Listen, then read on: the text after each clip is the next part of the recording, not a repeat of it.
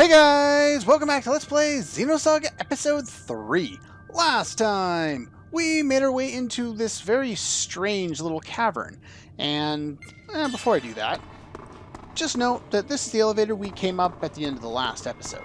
The first thing we see is this, and we want to hit that first. You notice all those crystals? They became enemies and items. I believe I'm going to have to show off one of them, because I believe one of them is new. But you do want to do this one first, because otherwise you'll completely miss out on this. And this is kind of important. So these guys are pretty much like you would expect. These guys are weak to fire, strong against ice. And yeah, we don't really need to worry about too much of them. They're weak to fire, so I'll use a fire attack on that one. And kill you. Am I getting slowdown? Why would I be getting slowdown? I want to use your cannon tech, because it's weak to fire.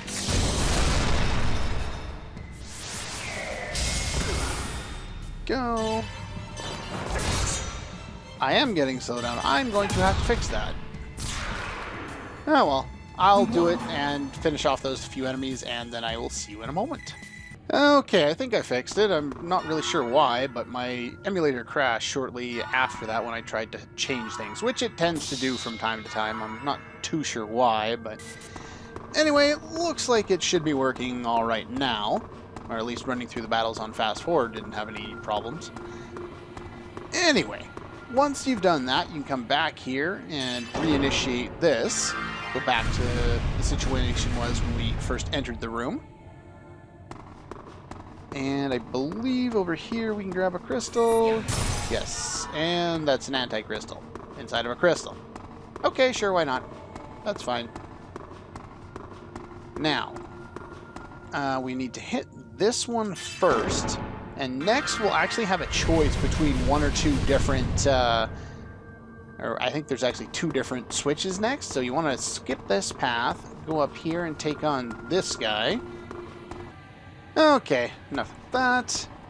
Now you want to hit this pedestal first. There was actually a little more of the playing around here than I had recalled. Now, if you don't know where that is, I don't blame you. They don't actually tell you where it is. That's one of the confusing aspects of this dungeon.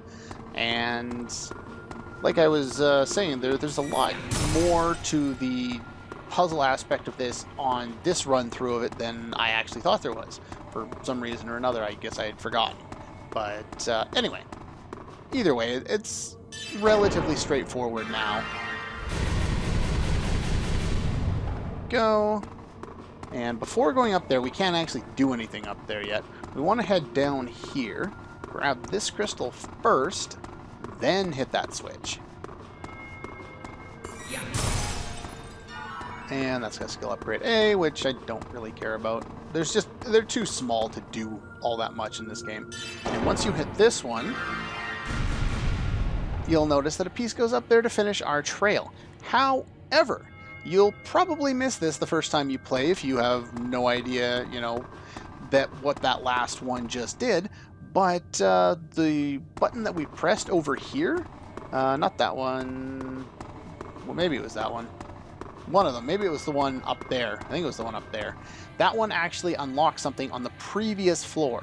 So what I'm going to do is I'm going to walk back to the elevator at the start of the screen and take the elevator down and go along the path. You won't have to hit any more buttons when you're down there. Just keep following the path, and eventually you will come to a split where you can go and find the treasure. It's really not all that difficult to find, so I will meet you over there. Okay, we're back and we're downstairs, or down one floor. Now I backtracked that. Right in front of me there is the elevator that took us back down. Now there are a bunch of little offshoot paths, but they all lead to dead ends if you don't play with any of these until you get back here. So you come around the left side, come all the way around that back side, all the way to the right, and come down here to this thing. Once you do that, if you head right, you'll head down on to the part of the area we started in a couple episodes back, or last episode. Or if you go this way, you blow up this, and now that we've pressed that button, we can now fight this guy. And after killing him, we get access to this treasure chest here, containing decoder 1. So that's kind of an important one to get. So now I'm going to backtrack all the way back to where we were, up the elevator, and where we press the switch to make our way go forward up here. Alright, so there's the button we pressed in order to expose our way forward. I just ran back along the path. And this guy up here we'll take care of real quick. And after taking care of him, all we need to do is head up the elevator. And we're on the next floor, which is a lot less confusing and just a little more fighting a couple enemies. Okay, for simplicity and editing's sake, I just took care of the other guy that was at the top of the stairs as well. There's just the two enemies on the screen. Kind of a pointless little area with there no enemies in there, but oh well. We'll carry on here, take this elevator, and lead us to basically the exact same area. It doesn't look the same, but it serves the same purpose. Two enemies on a screen. Except for this one as a save point. So I'm going to kill these guys and hit the save point. Okay, we're back. I did a bunch of stuff off screen, and as you can see, I now have a new leader. I decided to use Chaos as much as I could throughout the area because pretty much all the enemies around there were of the Gnosis variety, and I wanted to build up his Phoenix Strike as much as possible, so I got it to level 3, got 11 souls in there. I'd like more, I'll get more later. Junior does nowhere near as many, but he'll get more chances to do that because he can absorb both biological and Gnosis. For now, I'm switching him in, and I'm going to have Xion in to start, and then Xion will switch out for Jin shortly into an upcoming fight. I also played around in the skill line and used up a lot of what I had. I'm just going to go and show it off briefly. Finished off all of that, just mainly for the stats. Here, we decided to go down here and pick up some Medica for Junior because, surprisingly enough, he's actually really effective with magic. You wouldn't think so going into the game, considering previous games, but he's actually got a reasonably good stat that stays very close on par with Chaos's throughout most of the game. So we're going to do that. Here, for Xion, we got offensive, defensive, and break heal M. And down here, we got some HP and some EP. Here, with Jin, we just got stats. I'm probably just going to go get a couple of things, like that, and probably that, and then I'll turn around. I don't think I need anything else, because in the end we are going to go this route for him, but I'll get into more about the skill line later. I'm just gonna kind of go through it real quick for now. Here we got break heal M for you, and then I picked up a couple more spells there, or a couple more stats there, sorry, and the stats there. Momo, I hemmed and hawed about what I wanted to do. She's a spell attacker on the top, which is what she's going to end up doing in the end. But early on in the game, you're going to do a lot more normal attacking than you are spell casting. So I'm going to have a chance to grind to get her skill points later on so that she can learn all those so that they can be of use. But for now, what I want to do is I actually want to get her some other techs. So I'm literally just going to go to here. We're going to learn all of these, and then we're going to turn around and go straight on to this path for her where she gets all of the really good spells. Oh yeah, Ziggy. Stats, because why not? I'm not going to go into which paths each one's going to take first, because it's really not all that important. Can I press the button on there? Thank you. Let's make a new save file there. And I have the party I want. Good. And that's pretty much all there is to that. Now, let's move a little bit forward here.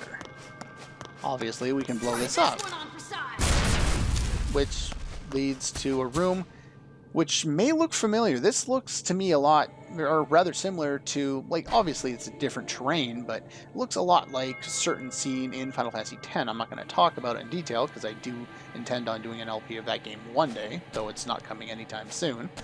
But yeah, it definitely has the, kind of the religious aspect, the large tomb on the floor. Anyway. Enough wasting time. Let's move forward. Into the light, Junior. Go into the light. And die.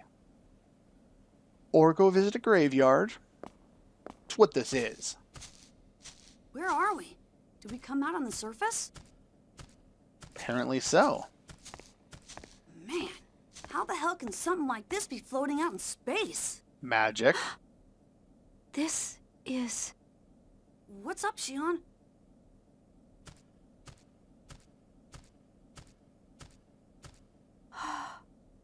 I've seen this place before. It's the place in my dream. Which place in your dream?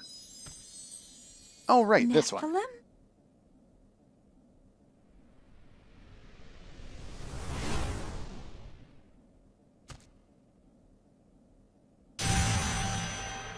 Oh, my head.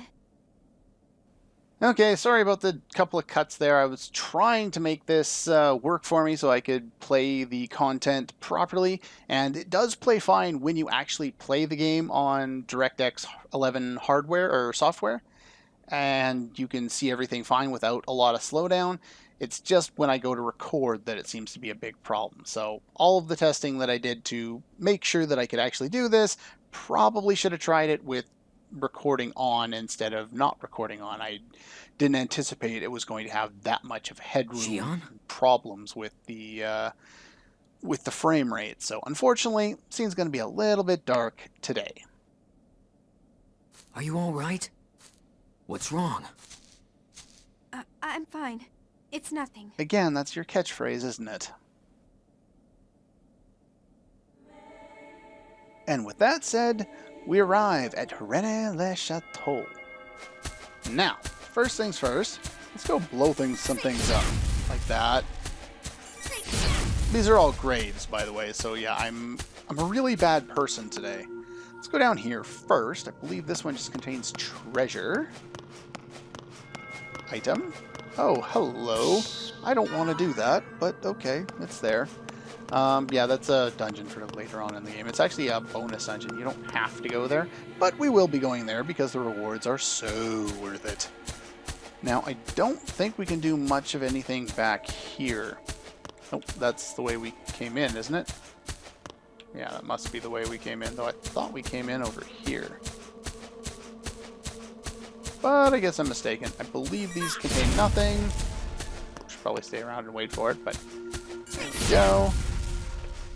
Yeah, those contain nothing. Oh well. Let's blow up some stuff.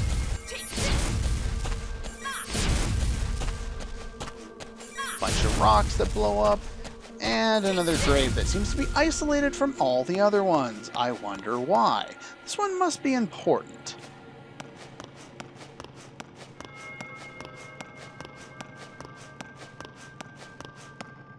This room is rather interesting. And I can't really talk about any of the interesting parts without spoiling plot. So, this is an yeah. impressive sight. It looks like a tomb. Are those coffins?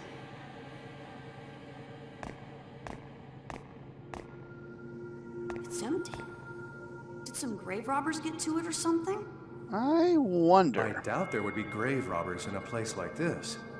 But that is strange. Junior, look! What is it, Momo? This coffin has the name Asher on it. Whoa.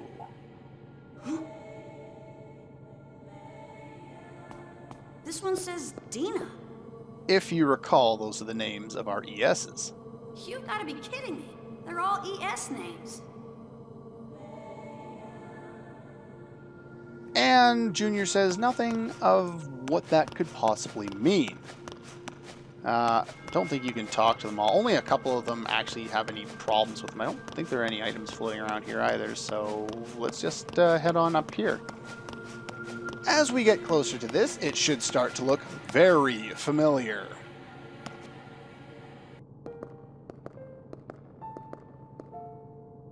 This is the place from KOS-MOS' subconscious domain. Yes, if you remember, KOS-MOS was crucified in wires here in episode 1 when we came into her subconscious domain. We saw that church in the forest, and I think we saw some of Junior's memories of Old Milsha, and then eventually they all warped together and we came here toward the end after the boss. But why is it here?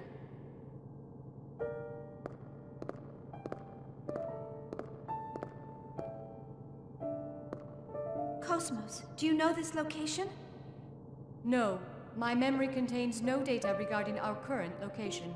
Well, you're the one who created this in your subconscious anyway. How do you not know? Yeah. You've never been here since you were developed. then how does she have memory of it? What does this all mean? She doesn't consciously have memory, but since obviously that was something we saw in the subconscious domain, subconsciously she does know of this place's existence, which doesn't make a whole lot of sense considering she's supposed to be all mechanical. And with that, in order to trigger cutscene, we need to leave. Do not leave yet! Come back here first. This is important to trigger a sub-dungeon later on. Can I get that? Yeah, it's what triggers you getting that is kind of weird. You have to like wander around and mash the circle button. Anyway, with that being said, that's pretty much all the time we have for today. So next time we will actually continue on with the upcoming cutscene, but it's a little bit of a long one, so I don't have time to do that today. Anyway, that's all for this one, and I'll see you guys next time.